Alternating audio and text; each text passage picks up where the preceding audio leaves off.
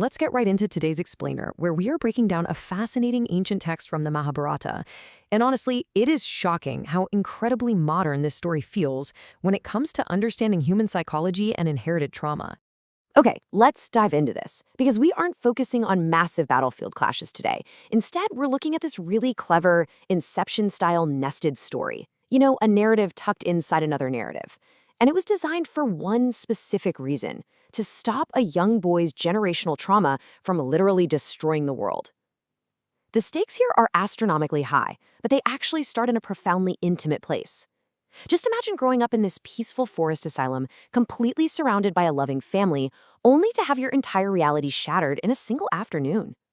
I mean, what would you do if a devastating family secret was suddenly dropped on you? A secret so dark and so painful that your immediate reaction wasn't just to get angry, but a burning, overwhelming desire to eradicate all of existence? Well, that is exactly where our source material kicks off today. So, to really wrap our heads around this explosive reaction, we first need to look at who this boy actually is. His name is Parasara, and the meaning of his name carries some incredibly heavy emotional weight. It translates to the vivifier of the dead. According to the text, his grandfather, the illustrious and super-wise sage Vasishtha, was so utterly consumed by grief over the loss of his own son that he had decided on self-destruction. He truly wanted to end his own life. But the moment Vasishtha learned that his widowed daughter-in-law, Adrisyanti, was pregnant with this child, he stopped. Parasara literally saved his grandfather's life just by existing. He was this innocent kid carrying the massive unspoken weight of his family's survival from day one. Now, for years, Parasara grew up in a completely sheltered illusion.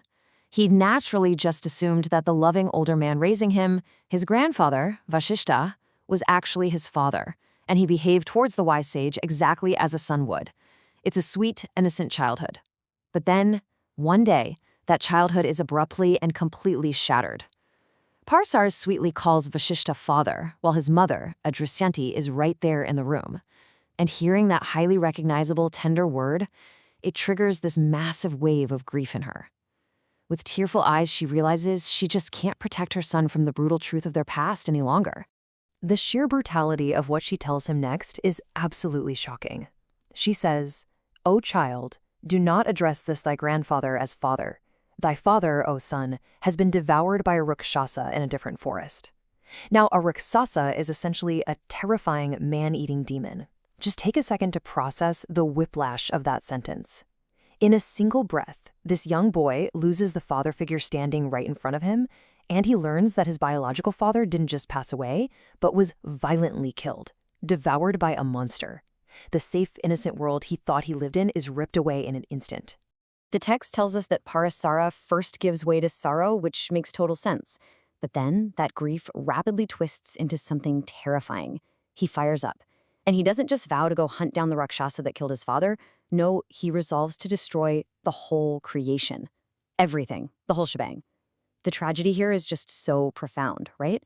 The boy named the vivifier of the dead, the one whose very birth was meant to bring healing and life to his family, is now so consumed by inherited trauma and blind rage that he wants to become the ultimate destroyer.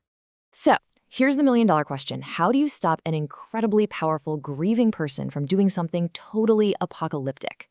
Well, the grandfather, who is described as being deeply conversant with positive truth, doesn't yell at him. He doesn't physically restrain the boy.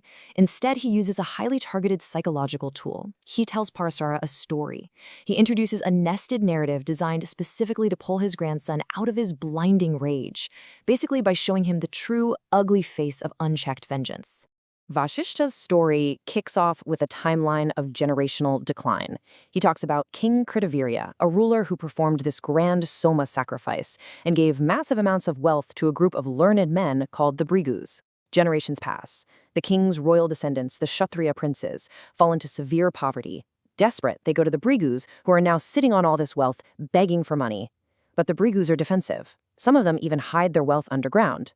Eventually, when the Kshatriya princes are digging around a particular house, they uncover this hidden treasure. And suddenly, the princes feel incredibly deceived. They feel mocked. This perceived deceit triggers a horrific escalation, which brings us to the Bhrigu massacre. The Kshatriya princes, entirely enraged by what they see as a betrayal, go from beggars to butchers overnight. They attack the Bhrigus with sharp arrows, ignoring all pleas for mercy, and the violence becomes entirely indiscriminate. The text details that these warriors wandered the earth, slaughtering everyone. They even targeted the embryos in the wombs of the Bhrigu women. It is a complete extermination campaign fueled entirely by anger and a warped sense of victimhood. The surviving women are forced to flee to the inaccessible Himavat mountains just to stay alive. Let's slow down for a moment here, because the narrative introduces an incredible, almost surreal image of resilience. Among these terrified, fleeing women hiding up in the mountains, one woman commits a desperate act to preserve her family's lineage. Desiring to protect her husband's race, she hides an embryo, described as being endued with great energy, deep within her tapering thigh. It's a powerful, wild, mythological metaphor for the extreme lengths to which a mother will go to protect the next generation from a violent, raging world. But as we know, the cycle of fear is relentless. Another woman, driven by sheer terror, actually snitches to the Kshatriyas about the hidden embryo. The princes immediately go to hunt down and destroy this final spark of life. But when they arrive, they don't find a helpless victim. They find the would-be mother blazing with inborn energy. And in this miraculous, violent climax, the child tears out from her thigh. The text describes the child as dazzling the eyes of the Kshatriyas, shining as brightly as the midday sun. The hunters suddenly become the hunted, overpowered not by standard weapons, but by pure, radiant energy.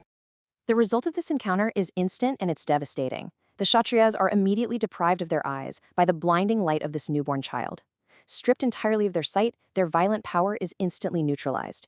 They are reduced to wandering those exact same inaccessible mountains, distressed, afflicted with woe, and completely powerless. The very people who ruthlessly hunted down the innocent are now stumbling around in the dark, forced to finally reckon with the consequences of their relentless wrath. And this brilliantly illustrates exactly what Vasishtha is trying to do. He isn't just telling his grandson a random myth to pass the time, he is holding up a very uncomfortable mirror to Parasara. Parasara thinks his grief justifies the destruction of the whole world, an act that would kill millions of innocents. Vasishtha compares this directly to the Kshatriyas slaughtering embryos. He's showing Parasara, hey, when you let grief twist into indiscriminate rage, you don't become a hero avenging your father. You become the villain. You become exactly like the monsters who destroy the innocent. Which brings us to the resolution of the grandfather's story. The blinded, humbled princes are forced to seek out the very woman they were trying to murder. They beg this faultless woman for mercy, saying, "By thy grace, O lady, we wish to be restored to sight. We shall abstain forever from our sinful practice." They literally have to acknowledge their sins, let go of their violent pride, and beg for healing from the very lineage they tried to wipe out. It is the absolute ultimate lesson in breaking the cycle of vengeance. You don't heal trauma by inflicting it on others. You heal it by stopping the cycle in its tracks. And that leaves us with a really profound final thought to take away from this explainer. Think about it. Vasishtha saved the world not with magic or weapons, but by telling the exact right story at the exact right time to a grieving boy. He provided a mirror that turned apocalyptic anger into vital self-reflection. So I leave you with this question. What stories do we need to hear to stop our own cycles of wrath? When we feel deeply wronged, what narratives might actually help us de-escalate our own blind anger before it destroys the world around us? Definitely keep that in mind the next time you feel that fire building. Thanks so much for diving into this amazing story with me, and I'll catch you in the next explainer.